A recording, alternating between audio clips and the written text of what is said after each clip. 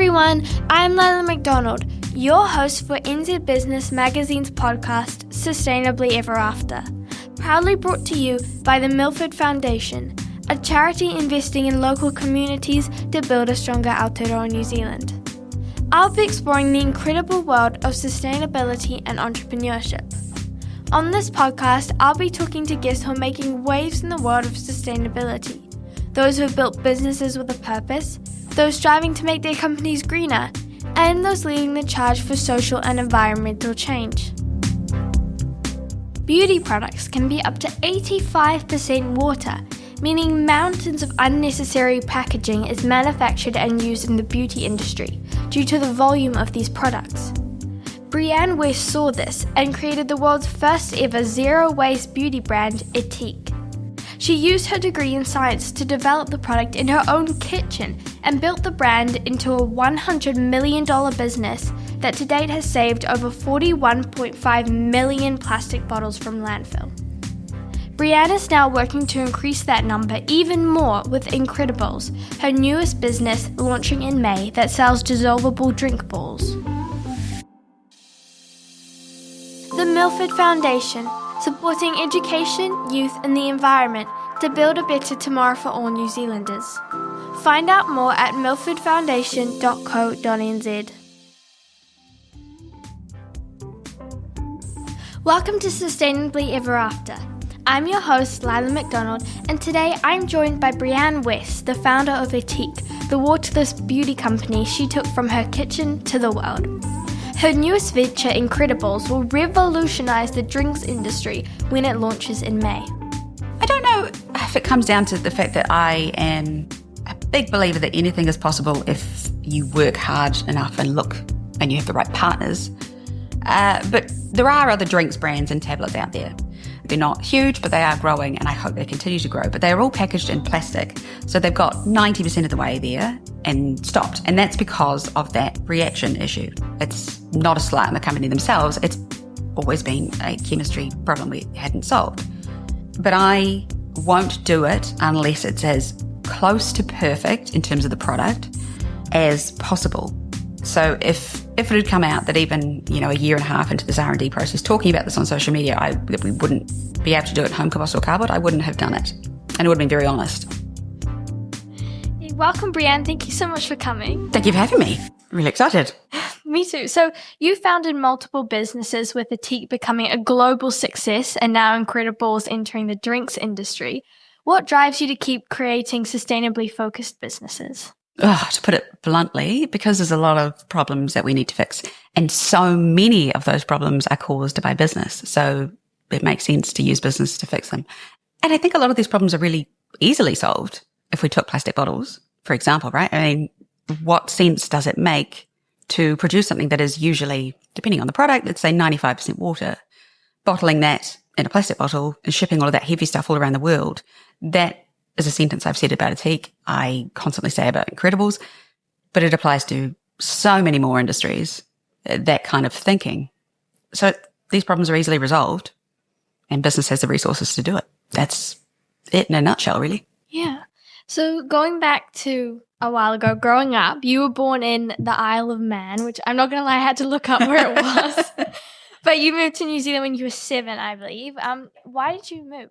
My parents, so they moved to the Isle of Man before I was born from England. And to hear them tell it, I believe they always wanted me to go to university. So I was, I guess, how it rolled. And they knew I'd have to go back to England, and that wasn't their preference back then for whatever reason. So New Zealand it was. I think they were looking up, debating a couple of places, and my dad was headhunted for a role here. And that's how the decision was made ultimately. Fair enough. So it looks like you were quite an entrepreneur from the age of only 8. You founded a pet detective agency, I read, when you were 8 years old. Can you tell me a little bit about this? Yeah, that's the one people talk about the most. I say founded, and I say businesses with, not really. I don't remember a great deal about it, but I grew up spent some of those years in Dunedin in a place called McAndrew Bay. And I spent a lot of my time was wandering around and with my own dog, and just I came across a lot of animals, and for some reason there was a lot of lost cats. And I just thought, well, I'll be the pet detective. and I'll find them and get paid for it. And I don't know whether I had a fascination with my dad's business cards. So I think I probably created some kind of business cards for myself and titling, head pet detective or something crazy. And I did actually find a lady's cat, but 101 business, she did not pay her invoice. I probably didn't invoice her, let's be honest. That's funny. So, yeah, I wasn't exactly sure what that meant when I read it, but I don't know if it means it. It has potential, I reckon. So I also read that you started a natural cosmetics business as a high school leaver at the age of 19, which ran for 2 years before you then started a confectionery company. So, you've been around clearly. Yeah. And so what exactly got you interested in entrepreneurship, do you think? I don't think there was any one thing, really. I'm quite a creative person. So for a scientist, I'm not very analytical. I don't love well, that's not strictly true. I suppose I'm not a typical scientist that loves detail. I like creating things.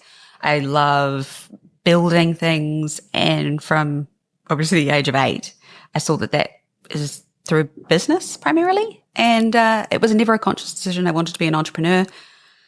It just happened. I just thought, I'm going to create my own thing. The natural beauty care company you're talking about, that was sort of the precursor to Ethique, if you like, that did weirdly well before I sold it for no money at all. It was not a financial success in that respect, but it sold well. But that came about because I didn't want to get a job while I was at university like all my friends had to. I wanted to start a business so I would have freedom, which is not how businesses work. Yeah. So what about your confectionery company? That, I don't know where the idea came from. I don't remember the day, but I wanted to create something. No, I kind of do, actually. We were going to a friend's house for some kind of dinner party because we were fancy back when I was, 21. And I wanted to take a dessert because I wasn't I wasn't interested in making savory dishes. I was all about making dessert, but I ran out of time. So I went to the supermarket to try and grab something quick, and it was those like mousses that tasted like plastic, or it was, I don't know, not ice cream, I suppose. So I wanted to create something that was really easy, really gourmet, that you could pick up in a supermarket and be a bit different. So that was where spoonable fudge came from. So it's literally it's equal parts chocolate, butter, sugar, cream. It's so bad for you. It's so delicious. And it was quite complicated to make it really smooth and creamy. And then you just spoon it out of the tub. It was called Tub. And my dad named it, actually. And it was heaps of fun because it was really creative, got to make really fun flavors, got to create this mascot-y character, and heaps of fun. But I really screwed that one up financially. I don't think I was charging enough per tub for what it actually cost, but I never knew that. I didn't care. I've never been a financially minded person, but better now. So sold really well. We could never keep on top of demand, which also sucked, and it never made any money. That's so interesting, though. I'm sure you gained a lot of really useful skills Totally. in those early businesses. So obviously you have a big science passion. You have a degree in biological sciences. When did that start, do you think? My entire life, I think would be fair to say. I use this all the time, but I have been rescuing worms out of puddles. I've always had a really big passion for animals. I've got I think it might be 72 at home now. I live in a lifestyle block, so I've got Highland cows and to be clear, they're pets. They are ridiculously spoiled pets. And that naturally leads into a bit of curiosity about how they work. How they work sounds a bit weird. Science ultimately is how do things work and why. And that passion for animals and therefore their environment lead into the passion about biology, which lead into a passion for chemistry and kind of some physics, but not a lot because physics is an awful lot of maths. Yuck. Yeah. Love it. Well, science is not my strong suit, but I did actually want to be a scientist when I was younger until I was about 10, I think, and I had a terrible science teacher just put me off it. Which is such a shame. It is a shame. Yeah. Because your teachers, and they've got one of the hardest jobs in the world without question. I think they're incredibly brave. But they do. Their teaching makes so much difference. And that's a shame. You might find out you get a great one in the next, I don't know, however much longer you're at school. Reignite my... Or you might pick it up at university. There's lots of people who go into uni thinking you're going to study, if you go to university, who go in thinking you're going to study one thing and change their mind. I think all of my friends did that, actually. Yeah. So actually, you started working on the early idea of Ethique while studying the University of Canada. Yeah, all of those businesses I just mentioned were while I was at uni. Well, you must have been busy. Yeah, I dropped uni to part-time and sort of picked it up and put it back down again based on, and look, I never went to lectures. I was a terrible university student. I participated in none of the uni lifestyle, which is kind of a shame. I regret that a little bit now. Yeah, I just was not a good student in many respects. I'm actually back at university now doing a master's, but and it's a lot better this time around because my time management is better. But yeah, it was busy, and it was really only through stubbornness I even completed a degree, because halfway through year 2 at Ethique, and I was thinking, I've only got a couple more papers to go, but does it really matter? Because I don't want to do it. I don't want to be a scientist in a lab anyway. And I thought, may as well, I've got this piece of paper. I'm glad I did. Yeah. So I read that you started developing it in your kitchen. Can you take me through kind of a day in your life at that time? Oh, you are testing the memory. Yeah, so I lived in a flat with my boyfriend at the time, and that poor man was so patient. And it was, in those early days, it was very much testing formulas, tweaking formulas. I set a couple of microwaves on fire, and then I moved to crock pots, which are also flammable, but slightly less so. And yeah, it was testing products, seeing what the consistency was like, then seeing what the lather was like, how it coped in water, and then testing it on friends and family. And then eventually I think I released 3 shampoos and maybe 2 conditioners. And that was when it started as a business, more so if you like. But it was constant trial and error, maybe playing with some branding, talking to the designer, maybe taking some photos. It was almost exactly the same as am doing right now, actually, but slightly more methodical now. So what initially gave you the idea for waterless shampoo? Because I think you were like the first in the world to do what you were doing, but when you think about it, it makes a lot of sense, but not many people would think about it. I'm just interested, how did you? Well, it depends on how you look at it. We were the first in the world to create everything we did as we did. But soap exists and has existed for thousands of years, right? They were making it from ash and animal fats, well, hundreds of years ago. It's the same thing in principle. It's just very different in chemistry. And I thought, why on earth, again, what I said earlier, right? It's why on earth are we shipping stuff that's mostly water around the world in plastic bottles? That makes no sense, particularly for shampoo, which you use in either a shower or a bath where water is literally on tap. It's baffling.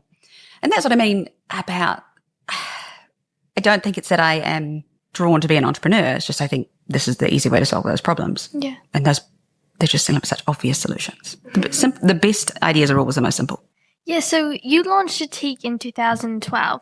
What funds did you use to, and also what was your strategy for marketing and sales? I had no strategies. I was very much just figuring out as I went along. Funds wise, so I was still at university, so I had, no, I did not have a part-time job, I don't think at that point. So I had a student loan, the ones, not the allowance, because it was all paid back. So how people use those course-related costs for like trips to Rarotonga as well. They do. They certainly did. I don't know if they still do now, but banks would give you $2,000 overdrafts, and everyone I knew would either spend them on drinking or go on holiday somewhere. I spent mine on Ethique, and I think that's where the startup funds came from. I lived very, very frugally, which you could do back then. It's a little bit more difficult now, and just piled all the sales back into the company. And as for marketing, I just talked to people. So I think Facebook had just launched, was not anything like what it is now. And I just talked to people on there. I treated it as a face-to-face conversation with a bunch of potential customers. What colours do you like? What scents do you like? Do you want the next shampoo bar to be this flavoured? And much, again, like I'm doing with Incrediballs, I just took people along the journey. And I maintain that is a really nice way to build a founder-led brand. It's not right for every brand, but it's a really nice way to get people on that journey with you and feeling like they belong.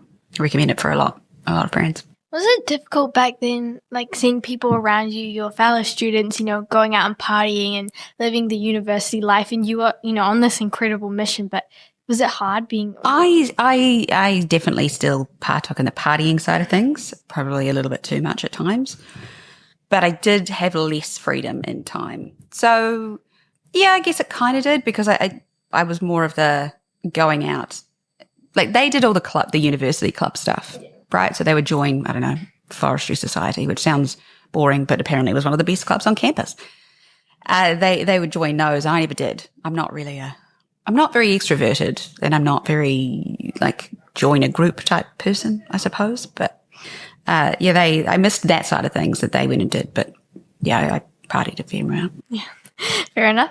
So supply chain sustainability can be really challenging. So what practical approaches have you found most effective for ensuring supplies align with your values? There's some steps you take, right? So every ingredient should be, in an ideal world, should be entirely traceable. That is easy to say, hard to do, depending on what the ingredient is. In Ethique, it was actually very easy, and in Incrediballs, it's very easy. I understand the likes of fashion, it's a bit more complicated because you've got multiple components and they have odd supply chains. So you just find out where everything's coming from, and then you talk to the source. And then if you can, you go direct to source because that is less complicated. You can really only do that once you get to a certain order size.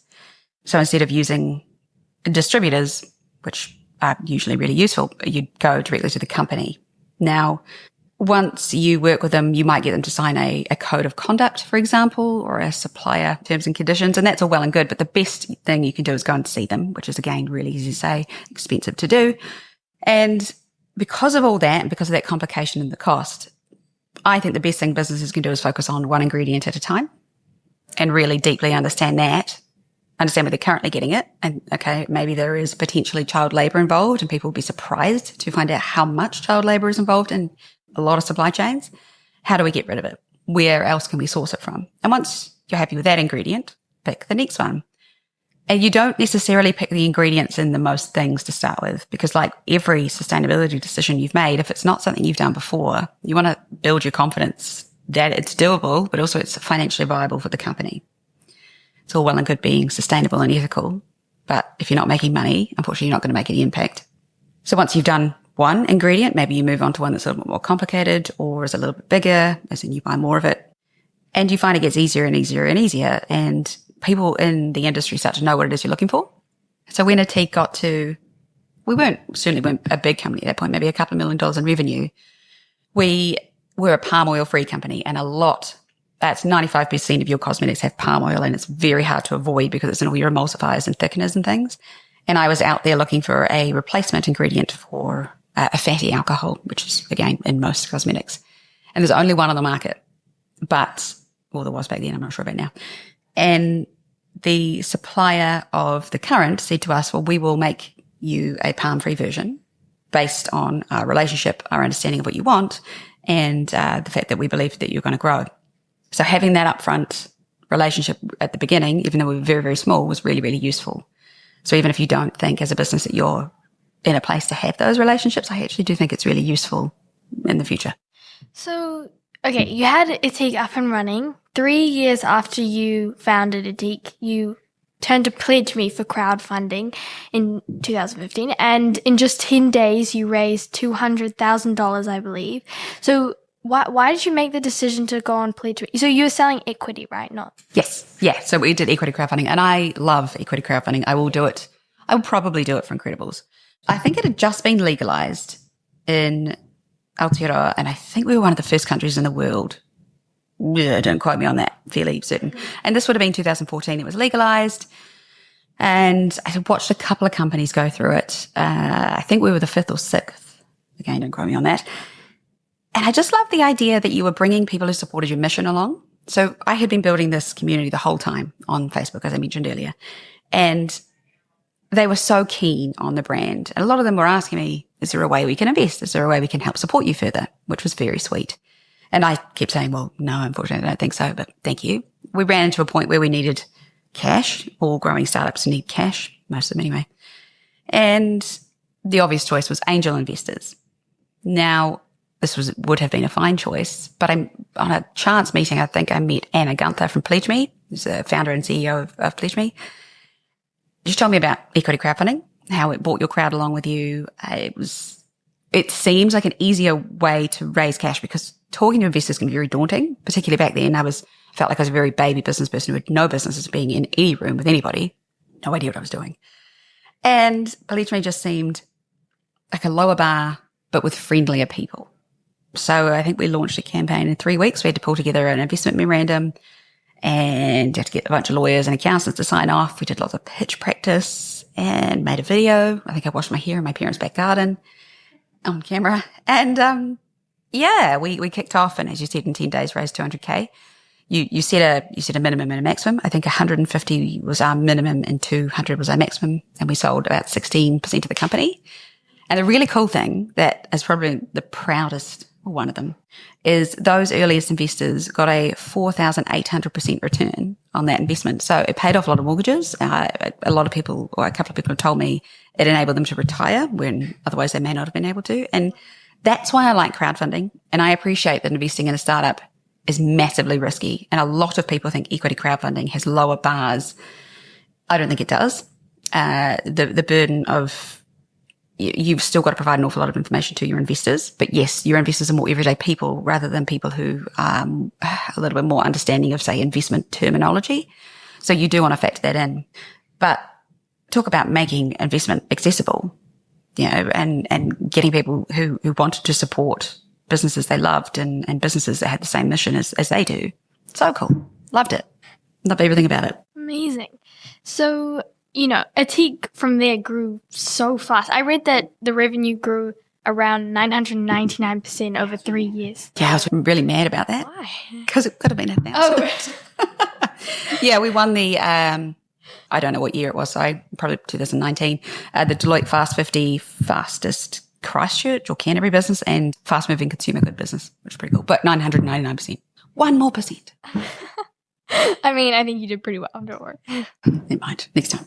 So also after that, you went back on Pledge Me and I believe raised around $500,000 in 90 minutes. Yeah, that one was next level. I wasn't even online for the whole thing because I was on stage at the Social Enterprise World Forum, and Anna Gunther was sat front row. And there was the ability to ask questions to the people on stage. And that whole thing was taken over by people saying, oh, you're now at this much and this much and this much. And oh, wow. It was quick. Yeah. Holy moly. So obviously you successfully used crowdfunding to grow a business twice now. What advice would you give to entrepreneurs considering this funding route? Number one would be treat it really seriously, because I do think I don't have to provide as much information. It's going to be easier than raising investment the normal way, so I can kind of relax. You need to treat it absolutely seriously because this is people's livelihoods you're dealing with. It's a lot of money. So that's number one. Number two is it only works if you have built a community or are building a community, right? You've got to have people who support you in your product and your mission. So if you are thinking about crowdfunding, you should really be preparing for it even a year in advance. Not literally saying you're going to crowdfund, but building that community, being honest with them, building the personal connection with your brand and those people. So it's a long-term strategy. And then making sure you have a great video. Yeah, you're really clear with the information you're presenting, what you're going to spend the money on and what that's going to achieve, those sorts of the usual stuff. But it's very much the lead up to it that's the indicator of success. So what was it like for you growing Ethique? It was such a big success, but, any entrepreneurs knows how stressful it can be owning a startup. What was it like for you, growing this business? I neglected almost everything else in my life, I think it's fair to say, including physical health, which kind of took a toll eventually and was a good learning point. Everything became about the business. It was from 5 a.m. and I'm not a morning person, so that's early for me. I know people get up at 3 o'clock in the morning and go to the gym. Those people are weird as far as I'm concerned. So it would be from 5 a.m. till, 2 or maybe not 5 a.m., let's say 7, till 2 or 3 in the morning. And that's not solid work. You'd be off and on, obviously, but I like working late at night, so that worked for me. But the worst part is that it's always on in your brain. There is no turning your brain off when it's your business. Everything is always thinking, oh, should we do this? What about this? I'm going to worry about this, even things you really don't need to worry or think about. But unlike a lot of jobs where you're not perhaps as involved, you can leave it at the office. You can't do that. Founders don't typically do that. And that's pretty exhausting. So this time around, I'm trying to have more boundaries, I suppose, to try and prioritize health in hobbies. So I scuba dive, I have horses, like I said, I try and fit hobbies in now.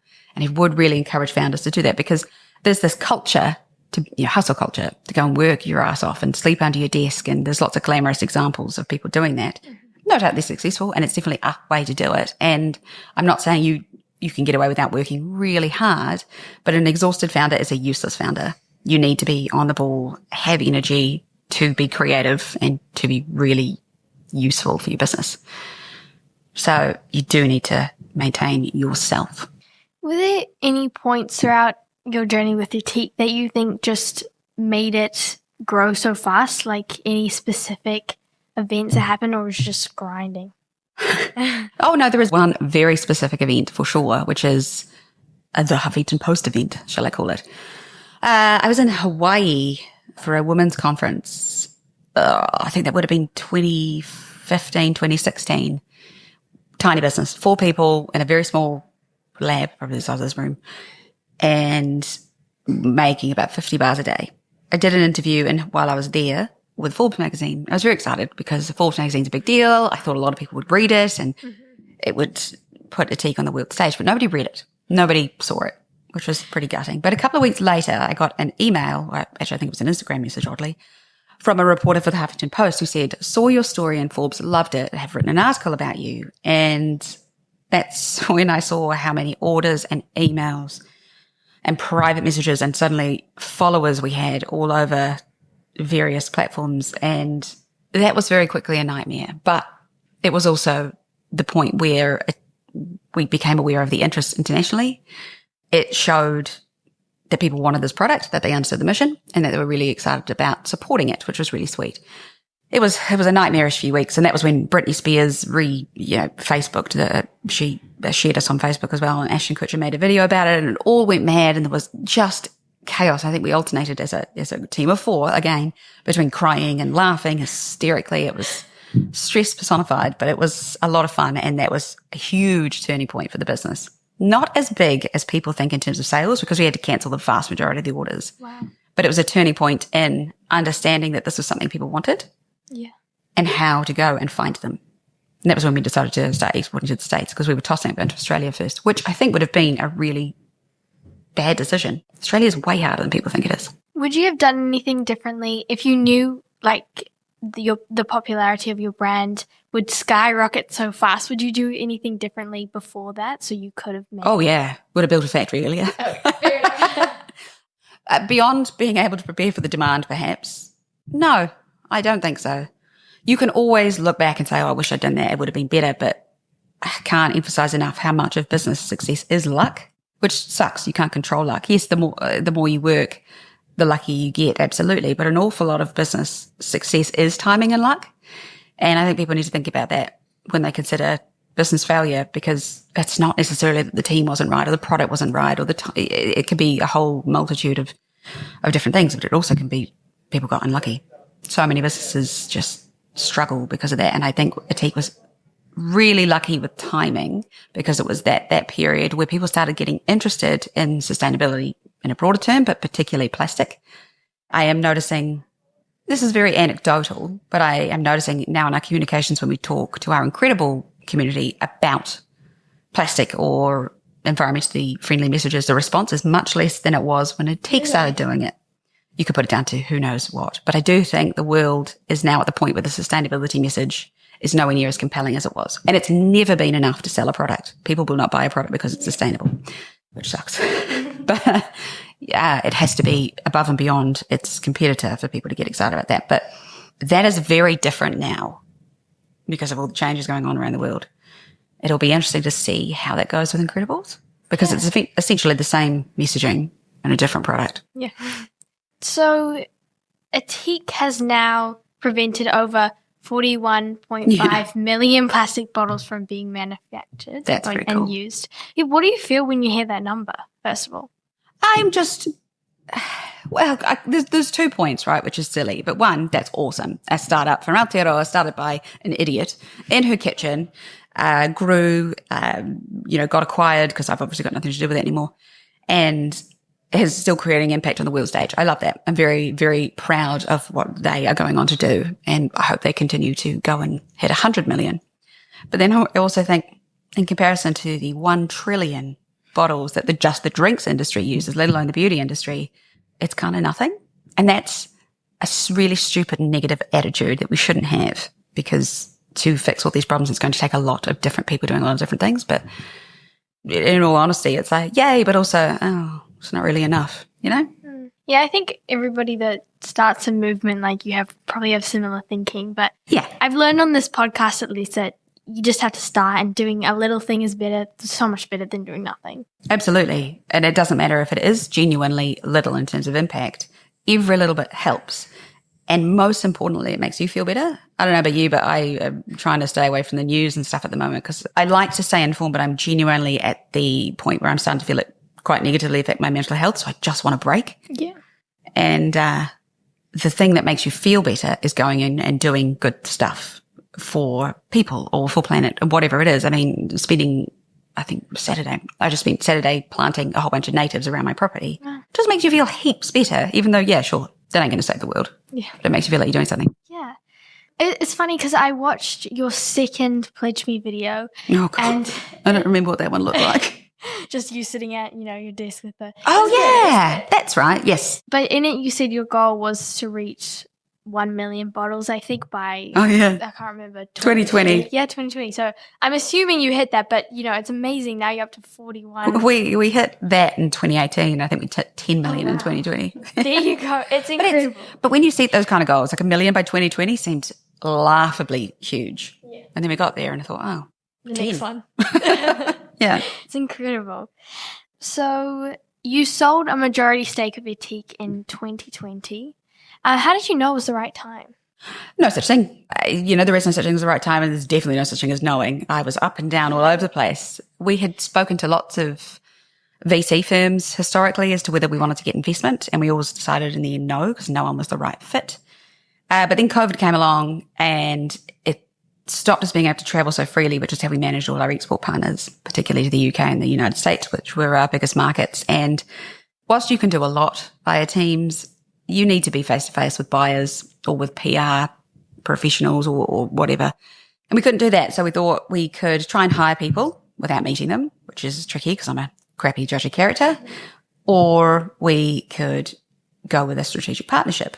We didn't plan on a majority sale at all. But I think it was through a consumer packaged goods company, we met a family fund, and on their personal side, they spent hundreds of millions of dollars trying to protect the ocean. And I thought, well, that's a good values fit.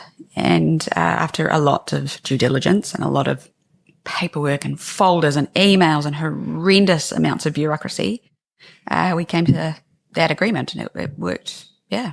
Majority sale. I stayed on for 2.5 years as CEO, which I probably wouldn't recommend staying on for quite that long. Okay. Because when you do, it's not relinquish control, but when you do have other partners involved in the business, you're probably quite opinionated about how your business should run as the founder, funnily enough. And when you do have other partners on board, it gets very difficult, because even though you all have the right, you have the same goal in mind, although your motivations for that goal might be different. A lot of investors, of course, are motivated by money, which is how the world largely works. Although, just to be clear, you can have impact and money. It can be really difficult to watch other decisions be made that maybe you wouldn't have made. So I'd always suggest if you're a founder doing that, maybe don't stay longer than 6 months. You're going to have to do an overlap, obviously, but maybe not 2.5 years. It's interesting. After you stepped down, were you not worried at all that the company who bought it would compromise the values that you'd created? Not really.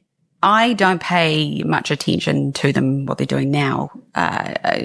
Just again, because it's like watching a version of you out there, and because they're not making the decisions I just thought, just don't pay attention. And that's easier. But I was never really worried about the values, because the values are what make Ethique valuable. We built them into the foundation of the company. We built them into the brand. They're what people expect of the brand. Otherwise, it's just any other shampoo. In fact, it's a shampoo that's in a slightly more annoying format. Shampoo bars are not more convenient. They are less convenient, irritating to travel with. And yet people chose them because they were bloody good products, excellent formulations. Pretty sure they're still my formulations most of the time. I'm not sure. But they're also, they stand for something. So if you change that or took that away and people would notice, then you are eroding the value of the brand. So ultimately, I think, these people are, I obviously work with them. I think they're on the same page values-wise anyway, belief system. It also is in their financial best interests to keep it. Not every single one, but there's the vast majority of the stories you hear about founders selling to private equity firms or whatever, it's not often you hear a positive one. And I think there's all sorts of fault on all sorts of sides, and it's much more complicated than a media article would have you believe. But it's very difficult. Well, you can't control what they're going to do. So you have to sort of either don't watch or just that is what it is, and then put that right in your mind, right? Or you make it so it wouldn't be the right choice to take the values out of the brand.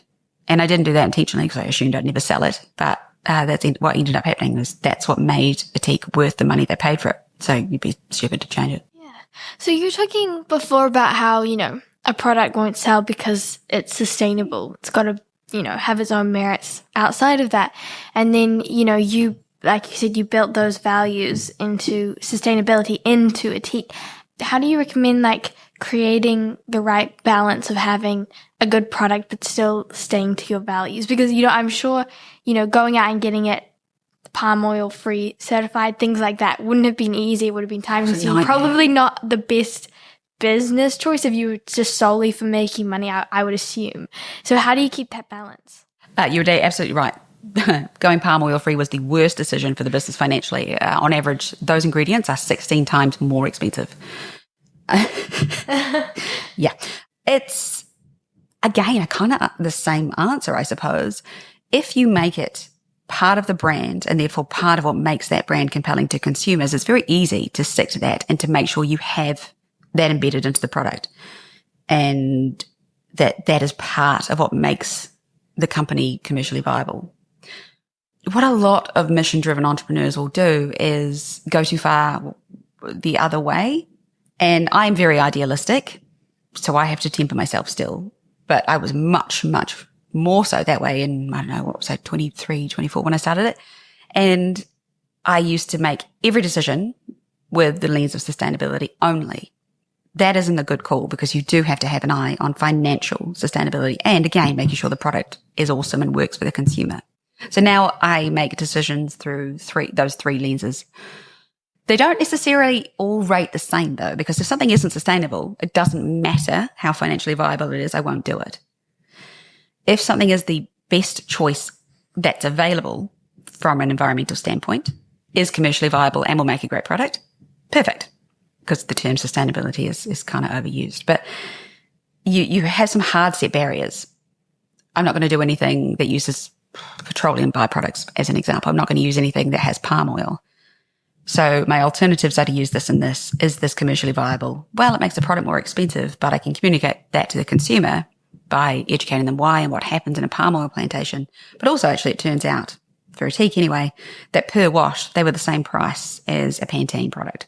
But it was getting that across to them, because when you saw the sticker shock, which is what you call when you look at the price tag and think, oh, $22 for a bar of shampoo, which looks really small compared to a bottle, we had to contend with that issue a lot. That's true. So it's education, and that could be, I actually love educating consumers. I think people should lean into that more, or businesses should lean into that more. But a lot of businesses dumb it down and don't consider their consumers capable of understanding nuance, I suppose. Do you have any advice for people who, are trying to educate consumers? Because, it can be hard. Oh, it totally can. And break it down into smaller bits. And my podcast editor actually told me this not so long ago. He said, you're trying to cover really big topics that seem small to you because you've got a background understanding. You're trying to cover them in 30 minutes in a really nuanced way. And it's actually a lot bigger. So say you wanted to talk to your customers about why you chose cardboard over plastic. That's a more complicated decision than you'd believe, because cardboard isn't always perfect. In fact, it isn't perfect. You'd break it down, say you do a couple of blog posts about it for long form content, but then you would make little snippet short form videos talking about points within that blog. And that's the beautiful thing about education, because content is king now. It doesn't matter whether you're on social media or not. It's a never-ending waterfall of having to have something to talk about, and having that need to educate gives you that. I want to talk about why cardboard is better.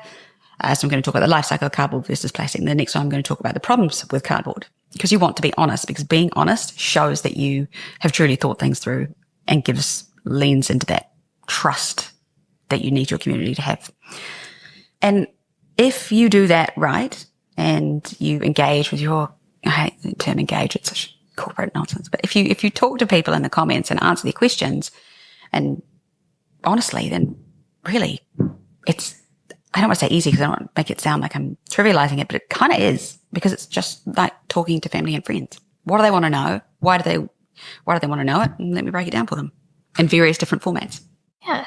Okay. Well, you started working on Incrediballs, which is your newest venture, very soon after leaving. The day after. The day after. So as in like you got the idea the day after? No, I'd had the idea for a long time. Okay. I didn't actually have too much of an intention to pursue it because obviously wrapped right up in Ethique. But again, seemed obvious, makes no sense to ship a bottle of Coke around the world, although Coke's probably a bad example because they tend to make them locally, but you still have to ship the plastic. And Coke, of course, is the world's greatest plastic polluter for 6 years in a row, I think it is now, followed by, I think, Pepsi and then Danone, which is a bottled water company. And I just thought, I can't not. And when I say I started working on it, I started exploring it.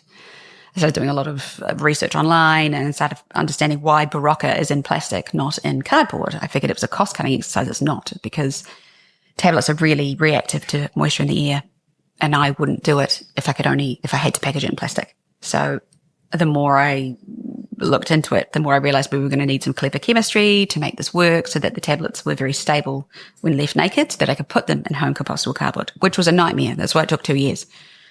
We're not launched. We're not launching for 3 more weeks. Oh God, that's terrifying. 3 weeks. But exciting. It is exciting, yeah. But if you started working on it, it sounds like, oh, listen, I had a business plan. I mean, I've not written a business plan for it now. But it was the tentative research, what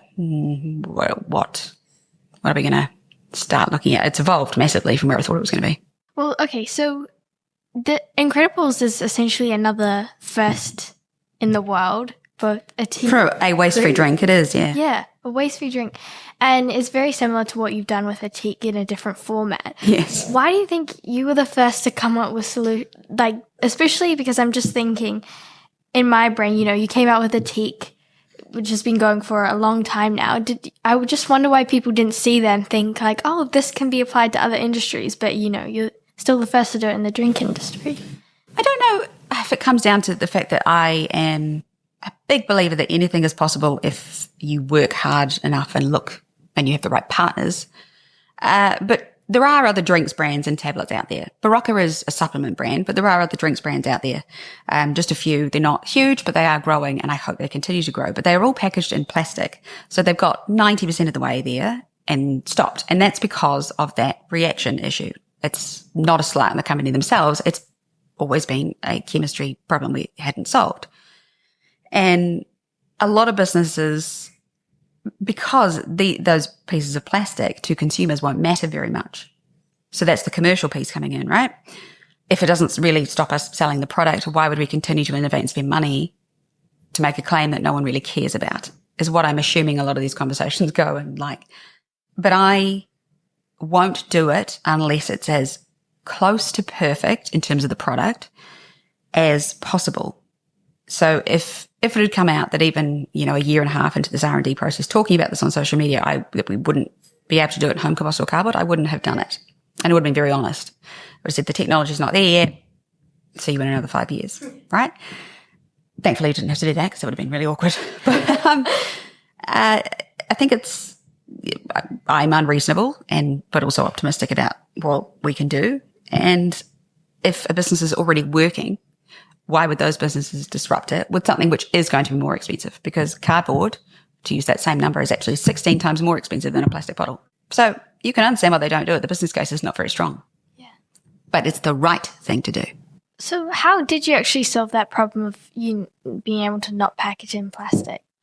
We have clever green chemistry in the tabs, to use a super vague response. A tablet is like a bath bomb, right? So you've got citric acid, or any kind of acid really, and any kind of alkaline, baking soda most of the time. And in the presence of water, they react, create carbon dioxide, that's the fizzing, and then they dissolve the tablet.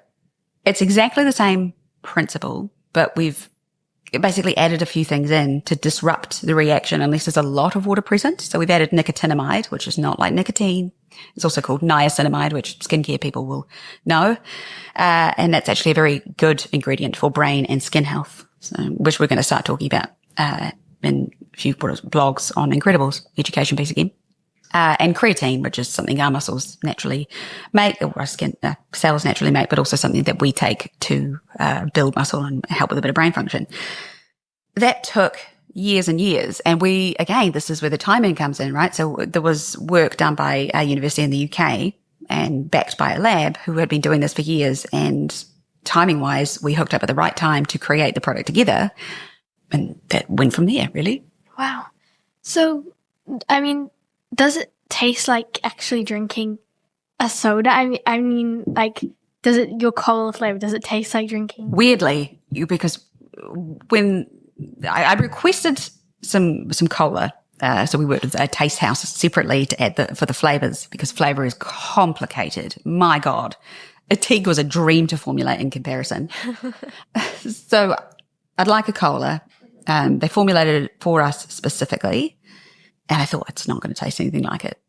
I think it must be the most accurate to the flavour. And that's what every single one of our testers said. I've actually got you some samples. I just had to wait for the person to pick me up because I left them in my other bag. But you'll be able to tell me if it tastes like cola. I'm excited. And the pear tastes like pear. Wow. Really crisp and fresh. Because I was very particular about many things, but number one had to be taste. They had to taste as good because they are not as convenient. So people will not keep using them if they're not delicious. They've got to be fab. I mean, it seems pretty convenient to me because if you have them just at home, stored, a lot easier than storing big plastic bottles. I think so. But a lot of people go to the idea that they are to replace like a Powerade that someone runs into like a fuel station to grab. They're not. They're not going to replace that. One day maybe we'll come up with some kind of plan to have water fountains in service stations. So, talking to the right person.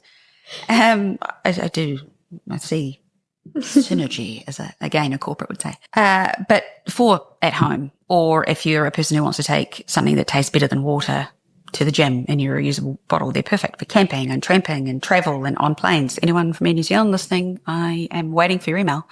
There's lots of use cases for it, but it doesn't fit every single one. And it's weird because people always be like, oh, yeah, but that doesn't work for when I do this and this and this. I'm like, well, it's not meant for that. It does work. Yeah. Yeah. Amazing. People are quite funny like that. I'm so excited because in my brain, I can't think about, I guess, how it won't just taste like a watery fruit, a little bit. I hate watery flavors.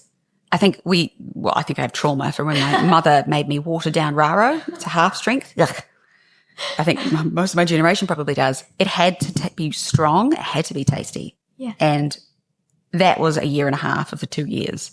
Alongside the stability issue, we had a separate team working on the flavour because every single time I liked them at the time, but if you compare them to what we have now, no competition. It was actually a year ago tomorrow that we had our taste test party. And it's kind of embarrassing because I thought those were good enough for people to test. I still have samples, and every now and then I'll try one to remind myself of where it started, and they're awful. Really? Ugh.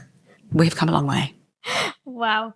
Well, I'm excited. So you've talked a little bit about how much you post on social media and things like that. You have a very different marketing strategy for this brand than I think is usual. So you started, like you've mentioned a bit, posting and talking about the product long before it existed. Why did you decide this? And, weren't you worried about if someone would steal a concept or anything like that? My business partner certainly did. He hates the idea for a couple of reasons. I mean, if it hadn't gone through, we would have looked stupid. And yes, absolutely, someone could have stolen the concept. But I was pretty confident in that because if we couldn't get it off the ground any quicker, someone else would struggle to, because I will not wait for anything. But also, that technology only existed in that one place. It's patented. I don't know how people do that. So I was comfortable in that. I have noticed some of our competitors have changed their messaging to much more reflect ours. Again, that's fine because we are not going to disrupt this industry on our own. We do need other people to do it. So I'm all for more competitors. But the reason I started talking about it was because I wanted to build a brand that people wanted. So I genuinely wanted their feedback. And I don't like focus groups. I think you get biased information a lot of the time. And you see that so many corporates, big big companies release a product that fails despite massive amounts of testing, because people who buy product and people who tell you what they like or don't like about a product in a focus group are not the same. The feedback is not as valuable. And so I wanted that feedback, but I also wanted to start building that trust well in advance. And it was a lot of work, and sometimes coming up with stuff to say, because it's not every day that something happens in the R&D phase, right? But I would absolutely do it again. Yeah. I mean, it's working. You have over 4,000 followers, I think, on Instagram. Not sure about other platforms, but, it's doing well. And you've got a lot of excitement that you've... Yeah. I don't know how many we have on TikTok or Substack or newsletters, and obviously there's overlap, but that's a nice place to have our soft launch, because our launch on the 22nd is arguably really a soft launch, not a big retail launch yet. Is it set for the 22nd? Like, it's going to be the 22nd? Theoretically. Yeah. I never commit to anything. Yes, it should be the 22nd, but anything could happen between now and then. It's been a funny year like that, right? Yeah. We will see. I don't want to change it because it will erode some of that trust that we've built, right? It's very important to stick to what you say you're going to do. But if something happens, I'll also front up and say, this is startup life. It's going to be a week later. It's not going to be more than a week. So everybody who's listening, put it in your calendar. So I also thought it was interesting something that you just said about how you're not worried about more competitors because that's what you need to. And that's actually really interesting, because when you're on a environmental mission like you are, I guess, or social mission for anybody. But, it's true. Like, you want more people doing the same thing if it's going to make more of a wave. You want that happens. Very interesting. I used to say I want to put a bar in every shower when I talked about Ethique, and then I would follow it up with, but it doesn't have to be an Ethique bar. And I meant that, and it used to annoy a few people involved in the business. But, yeah, we're not going to do it on our own. Yeah, I love that. So I also read a quote from you that says, whilst I appreciate some of you, this is about the name, whilst I appreciate some of you have kindly, mostly, told me to rethink the name, I've always thought it was perfect. You can pry it from my cold, dead hands. I think I wrote that last week. Did you? I love that. So that's for the Incrediballs name. So I want to know now, how did you come up with the name? Don't remember. Genuinely do not remember. But I also think it's perfect. I do love the name. People have taken it to like a crude place. And yes, it's kind of funny to have a play on words at times, but there's a very clear line there. But it at the end of the day, they're incredibly delicious and they're ball-shaped. That's really all there is to it. And for the people who every now and then message me, and again, it's mostly in kindness, said, are you sure, is this a business you're really going to take on the main stage? That's the kind of feedback I got for Ethique. You're not going to be taken seriously if the packaging is pink. You're not going to be taken seriously if you're talking like this on stage. Brianne, you need to be more corporate. Brianne, you need to do this. Someone told me I once need to wear more high heels and smile less, which is odd for a woman to be told to smile less. Very odd. But you saw me on stage earlier today. I'm quite cheerful. I've just been constantly told stuff won't work, and some doesn't, but a lot does. Nobody knows. No one has any idea what will work. Best practice has its uses, but no one has any idea what will work for a name. You think of a lot of the big brands that you know of. Have you ever even given a single thought to their name? No, because names don't really matter. No. It's interesting. It makes me think of, I remember I listened to a podcast a few years ago now with the founder of Drunk Elephant, the skincare brand. Oh, yeah. And when you actually think about it, Drunk Elephant is like, super weird where name. Where did that come from? Perfect example. Yeah. And she said people always told her at the time, similar to you, I guess, what? It's never going to work. And I love that you're a testament to you can just do it how you want. And clearly it worked out for you. I think that's very inspiring. Ethique is the poster child for a terrible name because nobody could say it and nobody could spell it. Everybody says Ethique or Ethique. It's French for ethical. It's perfect from that side, but it was dreadful for every other reason. And it still worked. Not being able to spell a name is a problem for a D2C or an online business because obviously people are going to search it, and until you've got a built-up brand, that does become trickier. It's my one thought about a name. I reckon Incrediballs is pretty easy, so I think you're okay. Yeah. So many people say it wrong, though. They're like, Incrediballs. What are you doing? Where are you putting the emphasis on so weirdly? Oh, gosh. Bless. So I wanted to ask, what lessons from Ethique are you going to bring to Incrediballs? What are you going to – is there anything that you're going to do differently this time, do you think? Oh, lots of things. I actually made a YouTube video about that. I guess there is the health prioritization I told you about. There is, I suppose, a leadership component in that I was all about being friends with the team and not wanting to like make the hard calls or hold people accountable when it was necessary. And that makes you a much worse leader. So you're not a friend. You can be friendly, but you're not a friend. You are there to lead and provide guidance when necessary. That's not to say you have to be a total jerk at all, but there is a fine line, and I was way too far on the friendly side. I never used to speak up. I never did at Ethique until things got so bad in whatever area that the problem became such a problem. It's simply because I hate confrontation, hate it. And I still hate confrontation, but at least I know now that it is easier to confront things earlier than later. And also, speaking up doesn't have to be a big deal or a drama or a problem, and everybody has something to teach someone else. So even if you feel like you don't belong in a room, like I felt and still feel all the time, actually, like I don't belong in a room with people who've run businesses their whole lives, you do. You absolutely do. Everybody has something to teach. Everybody has a perspective that is useful, and you should speak up. And women particularly don't. And that is a shame. Those are just some of them. I did a lot of things wrong. Just can't remember them all right now. That's so interesting. So we're talking a little bit about your team, and you've mentioned in the past that you're an ideas person rather than an execution person. How have you built your teams to complement your strengths? With a lot of luck. I'm not a good judge of character. I'm not a good hirer, but I did have a bloody brilliant team. And that might have been luck. Having a business that is values driven brings people who are also values driven. So you get the right attitude. And I find hiring for attitude, training for what you want is a way forward. Unless it's something like an accountant, you have to have a certain level of qualification, right? But hiring people who have the attitude and are keen to get stuck in is a big thing. And then making sure you're not hiring in an echo chamber. So not doing it on your own, bringing in team members, ensuring that it's not just you or just you and my COO, for example, making the decision, and making sure you're not hiring people just because you like them, because that's terrible. It means you just end up with people who look like you and probably have similar skill sets. Yeah, and weaknesses, yes. Yeah, that makes sense. So you also once said, whatever money I gain, I will spend the rest of my life giving it away. How do you approach philanthropy? Worst word ever. Yeah, it is. I always, that thing, as an entrepreneur. Philanthropy. I can't say phenomenon. I like charities or organisations rather that are working to be self-sufficient.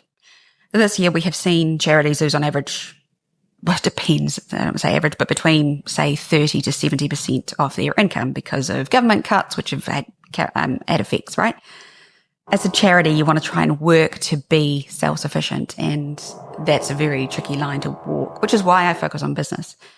So I mean, you donate to the usual things like Oxfam and Doctors Without Borders and those sorts of things, and I don't really make a big decision, don't make a big thing about it. I know that there are good organisations doing good things around the world that I can't personally affect.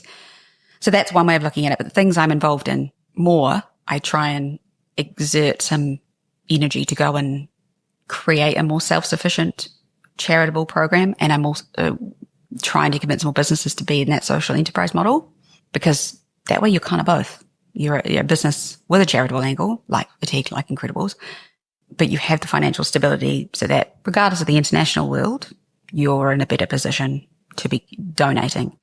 And then there's all sorts of things like rewilding various patches of land that I fund and a bunch of other stuff. I don't really like talking about philanthropy because 2 reasons. 1, you get bombarded by people. 2, it makes you look like someone who goes on about how wonderful they are. So it's always kind of awkward. I'm English parents. I find talking about money hideous, but it is without question the best feeling too.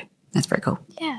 So kind of on that same note, you're also running Inspire Labs and Business But Better, which are both focused on supporting sustainable entrepreneurs, I believe. Can you tell me a little bit about these initiatives and why you founded them? Business But Better was almost a gap filler, but not really intended to be. So it was just a whole bunch of, I think it was about 50 videos and worksheets and stuff that was free of charge for people to just go in and look at, from things like how to set up a target audience to how to source your stuff sustainably, like we were talking about before.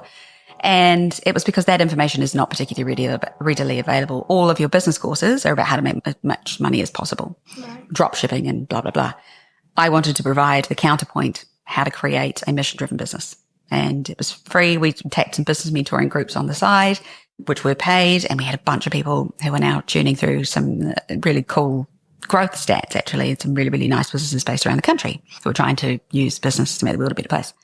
So that was Business But Better, which is kind of on hiatus. All the information and the videos are still there, but it's not actively worked on because we've got too much to do. Inspire is the larger arm, if you like. So it's an accelerator investment fund but we're quite different to your typical investment fund because we like to take not a super active, we don't take an operational role, but we take a big strategic role and try to help these businesses grow, these product businesses, these ethical product businesses grow and change the world again. And depending on what they need, whether it's time or money or usually a combination of both, that's all that is. Fairly simple, I suppose. Amazing. So, I mean, you've done so much. You founded so many businesses and initiatives, and it never feels like No, it never does, but I imagine that's pretty common. Do you have any final advice that you would give entrepreneurs who want to make a positive environmental impact while building profitable ventures? I think the number one is that it's absolutely possible because every single person will tell you that it isn't. But there are countless examples. Patagonia is the world's biggest example. Then there's many others. Ethique is just one of many. You can absolutely do both.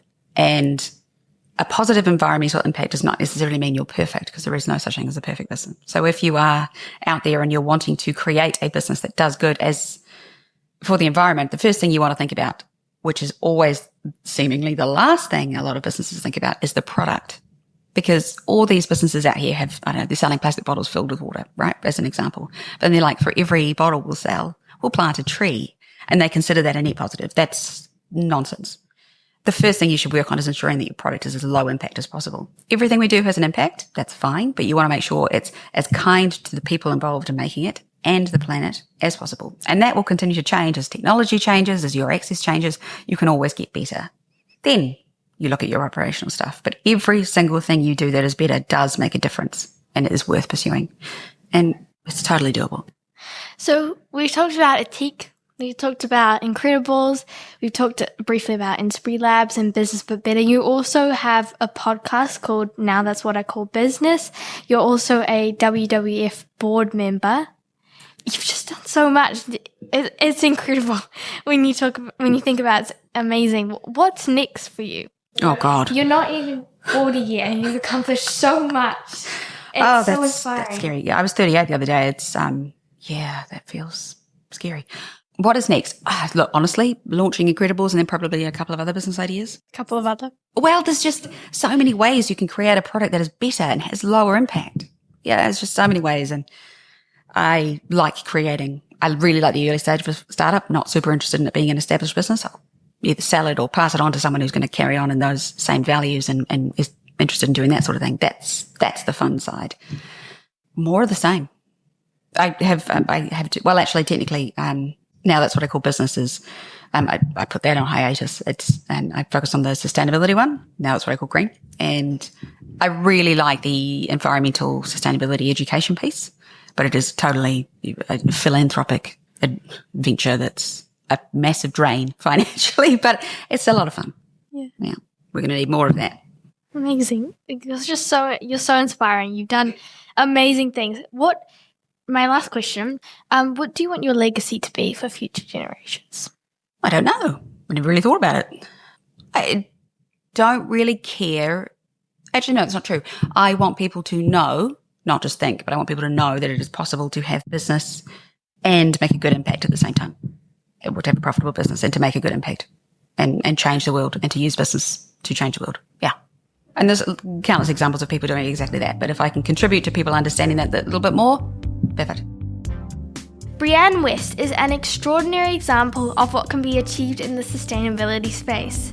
She has saved millions of plastic bottles and built a multi-million-dollar brand, as well as founding her countless other ventures.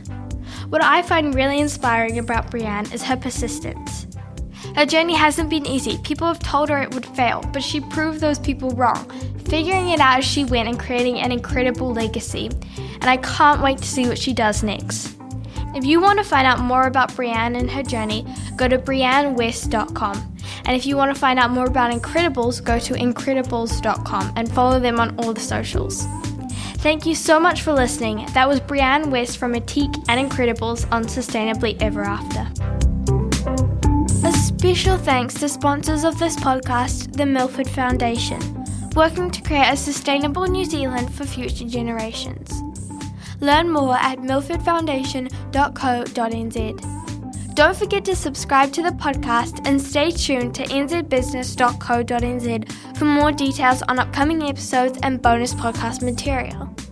Let's make our world more sustainable, one story at a time. See you soon!